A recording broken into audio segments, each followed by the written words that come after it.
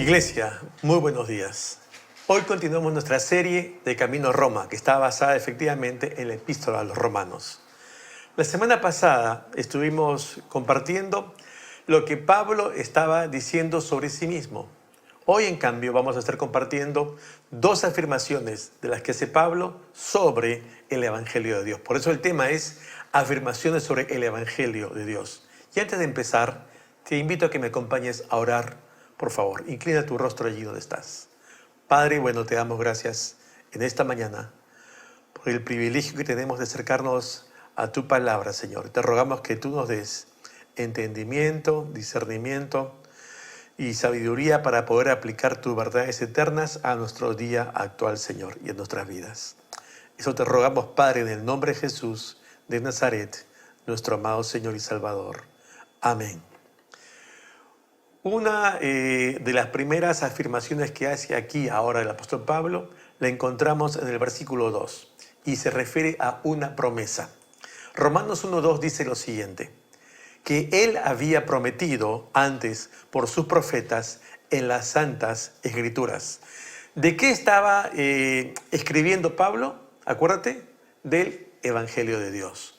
¿Qué cosa, a qué hace referencia sobre aquello que había sido prometido antes? Al Evangelio de Dios. Entonces, ¿en qué consistía pues esta promesa divina, ¿no?, a la cual se refiere ahora Pablo? Básicamente está refiriéndose a aquel anuncio que guardaba relación con la vida y el obrar redentor de Jesús de Nazaret en la cruz del Calvario por todos nosotros los hombres, para perdón de nuestros pecados, ¿no?, por la fe en Él. Pues bien, este evangelio entonces vamos a ver que cuando dice Pablo de estas buenas nuevas, no obedece a una elucubración momentánea, espontánea, se le ocurrió en ese momento que empezaba él a escribir, sino que obedecía a un anuncio que había sido dado ya anteladamente por otros, por los profetas en el Antiguo Testamento. De allí que ha sido preestablecido y dado en la antigüedad por los profetas que sirvieron como hombres de Dios para anunciar el mensaje, no de esos profetas, sino de ¿quién? De Dios mismo.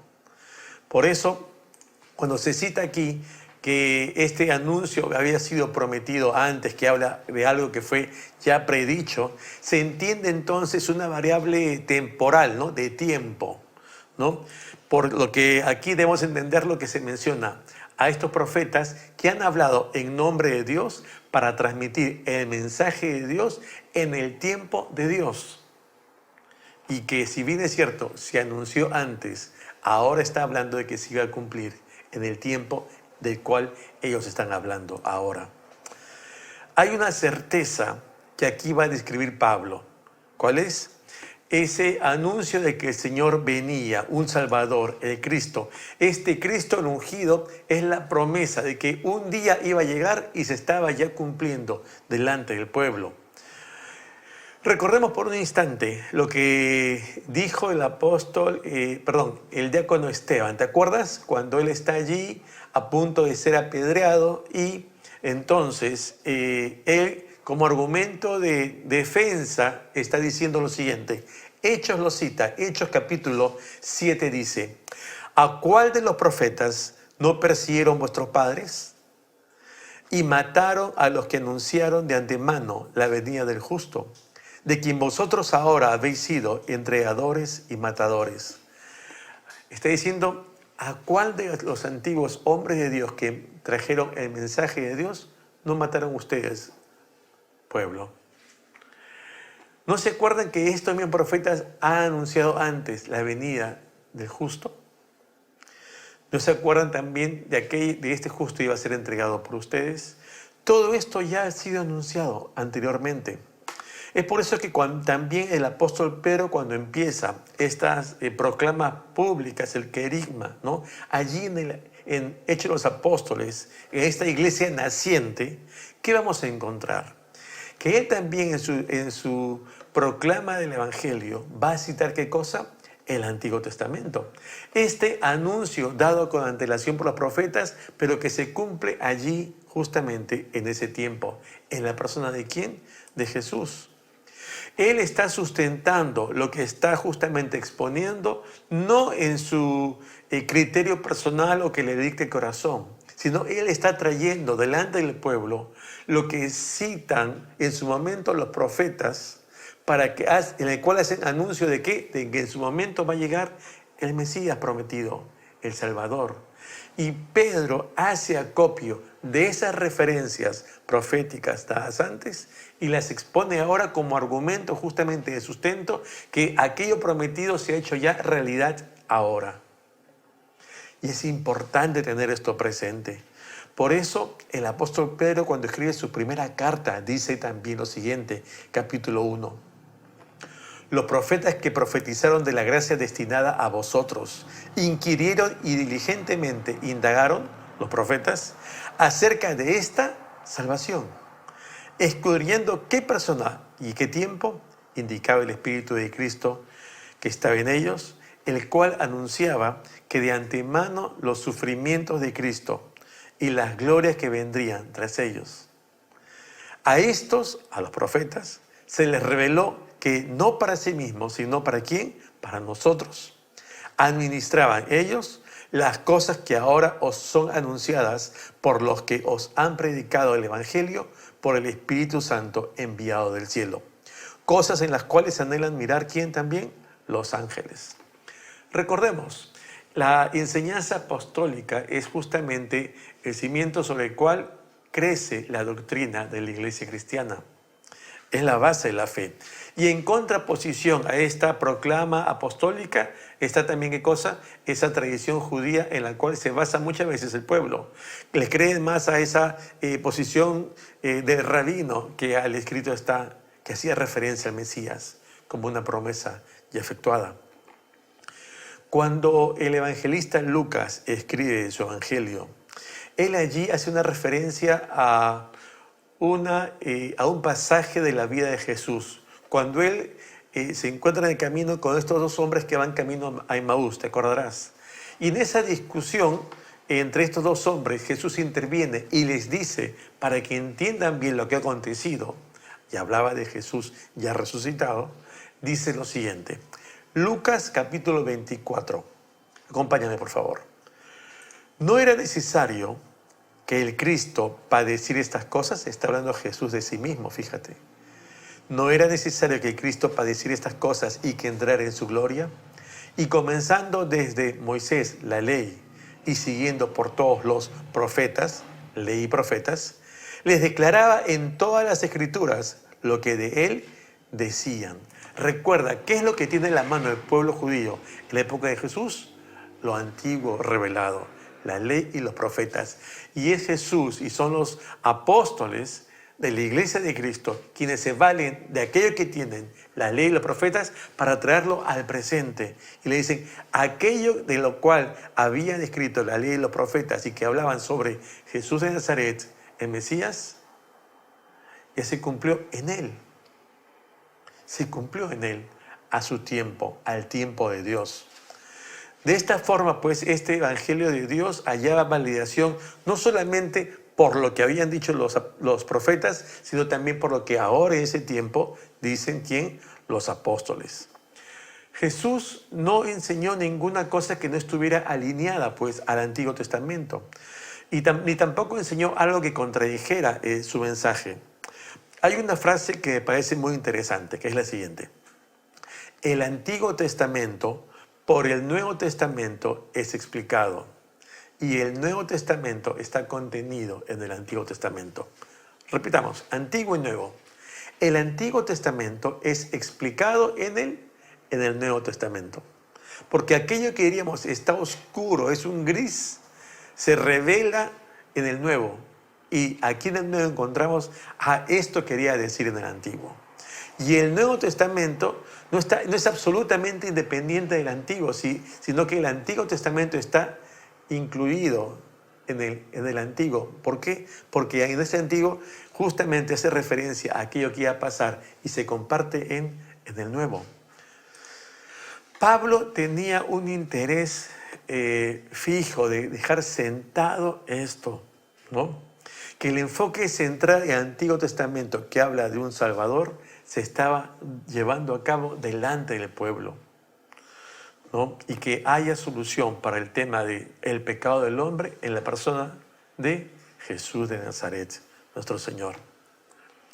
Ahora, como Pedro y como Pablo en sus disertaciones o en sus cartas, ellos trajeran a la memoria de sus oyentes y de sus lectores aquellos pasajes de antaño que hablaban sobre la promesa de un Mesías que ahora ya era realidad, pero que podían argumentar ello, porque justamente citaban con conocimiento de causa el escrito está que había sido dado ayer. La pregunta que podemos hacernos tú y yo, hermano, hermana, iglesia, es: ¿de qué manera conocemos realmente la palabra que cuando tengamos la oportunidad de compartir con alguien que no es creyente, podamos compartir no un testimonio solamente, no un concepto elemental básico de evangelismo, no las 4 verdades fundamentales, sino, ¿sabes qué? Realmente lo que dice la Escritura sobre el Mesías, que había sido de antemano ya anunciado y cumplido su tiempo, con pasajes que realmente puedan acreditar, avalar aquello que estamos diciendo. Es decir, fundamentar nuestra posición al compartir en el escrito está y no en un pensamiento que por más racional y lógico que pudiera parecer. ¿Cuánto conocemos de la palabra que podamos compartirla así? ¿No te das cuenta que sería una herramienta valiosísima en la extensión del reino, haciendo de otros un discípulo de Cristo? Creo que aquí hay una tarea fundamental que como iglesia tenemos que también aprender. No basta decir cuánto yo conozco, ¿no?, en un macro de lo que la palabra dice, sino aún en el micro, en los detalles, conocer exactamente el escrito está de forma tal que me pueda servir a mí como hijo de Dios para compartir a otros la palabra de Dios. Eso es lo trascendental y eso es lo que hacía Pedro, eso es lo que decía Pablo.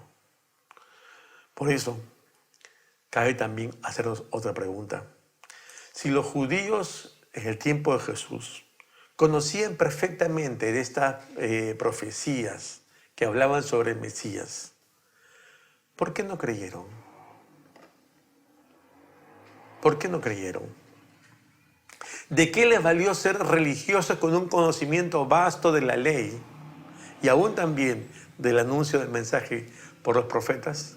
Si llegaba el momento del cumplimiento, no pudieron discernir esa realidad, esa verdad dada por Dios a los hombres y sencillamente negaron que Jesús fuera el Cristo. ¿De qué les valió conocer? Yo conozco harta ley, harta Biblia. ¿De qué les valió? Mucha letra y poca práctica. ¿Qué obstáculo podríamos nosotros identificar el día de hoy en nuestras vidas que pudieran llevarnos a este escenario? Que podernos tal vez hasta irrogarnos una autoridad, ¿no? Sí, yo conozco, yo sé, o sea, yo puedo ser el maestro, hasta el pastor, pero ¿cuánto vale lo que conozco si no lo pongo finalmente en la práctica? Tal vez me fijo más en la ley que en una fe que se traduzca en obras. Recuerda lo que dice Santiago. La salvación no es por obras, pero evidencia ese accionar, esa externalidad de mi corazón en lo que hago. ¿Cómo es en cada caso nuestro? Pero hablamos de 2 afirmaciones que hacía justamente Pablo en este inicio, en su saludo de la carta a los Romanos. Y aquí es donde ya no habla solamente de una promesa, ahora habla de una persona. Y por eso, cuando hablamos de afirmaciones sobre el Evangelio de Dios, vamos a encontrar también en Romanos capítulo 1, versos 3 y 4, lo siguiente. Acerca de su Hijo, nuestro Señor Jesucristo, que era del linaje de David según la carne, que fue declarado Hijo de Dios con poder, según el Espíritu de Santidad, por la resurrección de entre los muertos. Qué tremenda verdad teológica podemos encontrar aquí. y pareciera básicamente una repetición de nombres que nos dicen lo mismo. Pero creo que podremos aprovechar algo de lo que está aquí para nosotros como conocimiento, como verdad escritural, pero también que nos sirva para nuestra vida hoy también. Cuando habla aquí de Jesús, del linaje de David, ¿verdad? Pero también con ese título, Hijo de Dios. Está haciendo aquí Pablo una referencia a su humanidad, pero también a su divinidad. Y esto debe quedarnos claro, Dios hecho hombre, la encarnación, una doctrina fundamental en la fe de la Iglesia de Cristo. Este Hijo de Dios, que sin dejar su naturaleza divina, asume en su momento la naturaleza humana. Y así lo explica justamente Pablo en la carta a la iglesia en Galacia. Gálatas capítulo 4 dice, pero cuando vino el cumplimiento del tiempo, Dios envió a su Hijo, nacido de mujer. Dios se hizo, ¿qué? Hombre. Y es por eso que en referencia en esta introducción a la carta de los Romanos, cuando Pablo hace referencia al nacimiento de Jesús, que es obviamente un hecho muerte por ida a la cruz del Calvario, ¿verdad? ¿De qué está hablando? Está hablando de ese linaje que es descendiente de David. Pero cuando se ve también aquí a este Jesús, ya post muerte y resurrección, está hablando de ese Hijo de Dios que ha sido levantado con poder del Espíritu Santo. Es interesante que también aquí se habla de esta simiente de David como esa naturaleza humana, física, pero también se habla de ese Hijo de Dios, de su naturaleza divina. Y es justamente como Pablo lo ve cuando justamente considera a Jesús. En su carta a la iglesia de Colosas, capítulo 2, dice Pablo, porque en él, en Jesús, habita corporalmente toda la plenitud de la deidad. Dios hecho hombre, Dios hecho hombre. Y la entrada del Hijo, en este caso, de Jesús, al mundo, que se da a través de la gestación, ¿no? Y el alumbramiento por medio de María, como lo vamos a ver en los Evangelios, en Mateo, en Lucas, ¿no? Es sin lugar a dudas la forma en que acontecen hechos según los propósitos de Dios, para tener su inserción en este mundo humano. Porque de no haber sido Jesús del linaje de David, entonces no se habría dado cumplimiento a las profecías que decían que tenía que ser necesariamente a través de este linaje. Pero porque sí lo es, entonces se cumple justamente esos presupuestos que habían sido otorgados a los hombres por medio de los profetas en la antigüedad. Y es por eso que hay un contraste aquí que vamos a encontrar entre esa humanidad que Jesús adquirió y esa deidad que Jesús también siempre tuvo. Porque vamos a contemplar esa humanidad que, como la de todos nosotros, es débil frente a una resurrección que muestra, más bien que revela todo poder de lo alto. Hay una situación, siendo hombre, de humillación, cuando lo vemos como siervo sufriente, pero otra también de exaltación, ¿no? Y por eso esa vertiente, el linaje de David, que corre en paralelo, Hijo de Dios, nos muestra eso el apóstol Pablo en este inicio al describir a la persona de Jesús. Porque recordemos, los evangelios hablan de él, del Mesías, de esa persona, de Jesús de Nazaret, que tiene justamente esta variable, esta condición particular. Por eso, en esta, diríamos, manifestación temporal, aquí entre nosotros, de Jesús, vemos esa cercanía de Dios llegando al hombre, ¿no? Y tal como fuera en la proclama inicial, tú recordarás de Juan el Bautista y de Jesús. ¿Cuál fue el mensaje que ellos anunciaron? El reino de los cielos se ha acercado, ¿te acuerdas? El reino de los cielos se ha acercado a nosotros, los hombres, en la persona de Jesús. Y este anuncio, que son las buenas nuevas, de que un día el Mesías vendría, lo que hacen ellos es decir, ya está aquí, ya llegó. Esa promesa ya deja de ser promesa porque se convierte ahora en realidad. Aquello que fue dado en el pasado, ahora llegamos a un estado del presente en el cual se vislumbra una promesa ya cumplida. El reino de los cielos se ha acercado en la persona de Jesús, nuestro Señor. Eso es lo que está diciéndonos aquí Pablo al inicio de la carta, que nos habla de esa doble naturaleza de Jesús, 100% hombre, pero 100% Dios. Y esto es realmente doctrina fundamental en la Iglesia de Cristo. Y porque justamente es tan sustancial que hay una advertencia justamente contra aquellos que no creen en la misma. Mira, 1 Juan, capítulo 4, dice lo siguiente, escrito allá a finales del siglo I. Dice la palabra, y todo espíritu que no confiesa que Jesucristo ha venido en carne, no es de Dios. Y este es el espíritu del anticristo, el cual vosotros habéis oído que viene y que ahora ya está en el mundo.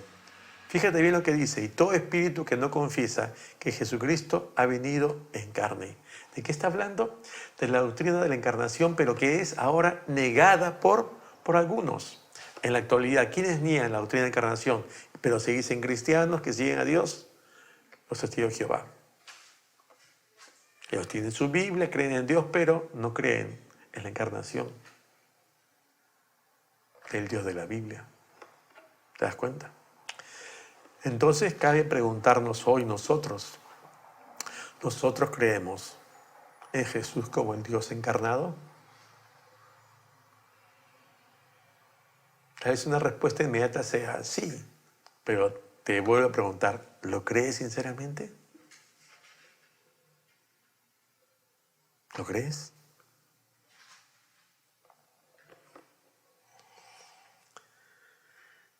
Es por esta justamente encarnación de Jesús nuestro Señor y que fue, levantado, ¿no?, de la muerte por el poder del Espíritu Santo y resucitar. Es que nosotros podemos tener ahora una perspectiva de vida distinta, ¿no? Nadie conoce al Padre sino por el Hijo. Eso nos dijo Jesús, ¿verdad? Lo cita en Mateo. Y todo lo que Dios justamente pueda revelar de sí mismo lo hace a través de ¿quién? Del Logos, del Verbo, del Hijo. De forma tal que hay una inexorable vinculación entre el Padre y el Hijo. Lo que nos muestra justamente una vez más que se hace evidente lo que le dijera Pablo a Timoteo, ¿no? Que hay un solo mediador entre Dios y los hombres. Jesucristo, el Hijo de Dios, el Cristo, ¿verdad? Jesucristo, hombre. Es importante esto, porque diríamos en Jesús, figurativamente, se da una línea de intersección entre estos dos mundos, el de Dios y el del hombre, donde haya convergencia en una persona, Jesús. Jesús. Donde se une la temporalidad con la eternidad. Calvino habla justamente de este anuncio del Evangelio y del Evangelio en sí de la siguiente manera, en un acercamiento a las Escrituras. Él dice lo siguiente: todo Evangelio está contenido en Cristo. Todo el Evangelio está contenido en la persona de Jesús. Todo Evangelio entonces debe entenderse en relación a Cristo. Alejarse del Evangelio es alejarse de Cristo. Y acercarse al Evangelio es acercarse a la persona de Cristo. Algo que nos debe animar al final de ese tema es lo siguiente. Y para ello quiero recordar lo que justamente citó Pablo en el verso 2. Romanos 1:2 dice que él había prometido antes por sus profetas en las santas Escrituras ¿Qué es lo que quiere decir Dios aquí? Más allá solamente de pensar que en el cumplimiento de ese anuncio de los profetas sobre el Mesías y que se había cumplido. ¿Qué está dejándonos también ver hoy para nosotros, iglesia? ¿Sabes qué? Que Dios cumple sus promesas. Que Dios cumple sus promesas. No lo olvides. Que Él es fiel a lo que dice. ¿Le crees? Yo te pregunto, ¿qué relación encuentras entre este Jesús, Dios encarnado, con tu vida? ¿Qué relación hay allí? ¿Qué vínculo de acercamiento hay entre Jesús, resucitado con poder por el Espíritu de Santidad, contigo? ¿Lo podrías definir? Tenemos en la palabra promesas generales, universales para su iglesia, para el pueblo de Israel. Pero también vamos a descubrir en ese acercamiento a Dios que hay promesas particulares que Dios nos dice a nosotros y que tomas ese tiempo personal con Dios en tu devocional, cuando estás en el culto, cuando estás en el estudio, dices, ¿qué promesa Dios me está haciendo a mí de manera personal? Y déjame decirte algo. Yo recuerdo ese pasaje que está en Salmo 138 que dice, Dios cumplirá su propósito en mí. Tu misericordia, Jehová, es para siempre, ¿sabes? Dios cumplirá sus planes, independientemente de nosotros. No lo dudes, porque Él cumple sus designios. Porque hay algo más que cita en su palabra. Números capítulo 23, que dice, Dios no es hombre para que mienta, ni hijo de hombre para que se arrepienta. Él dijo y no hará, habló y no lo ejecutará. ¿Te das cuenta? Si Dios obró ayer, seguirá obrando hoy. Lo que Dios prometió ayer, lo cumplirá a su tiempo. Y lo cumplirá también en tu vida. Yo te animo, hermano, a que podamos aferrarnos a sus promesas y a su palabra, porque Dios es fiel a su palabra. Y Él cumplirá lo que prometió, porque Él no es como el hombre para que mienta, ni como el Hijo del Hombre para que se arrepienta. Como dice, Él dijo y no hará. Claro que sí, Él cumplirá. Amén.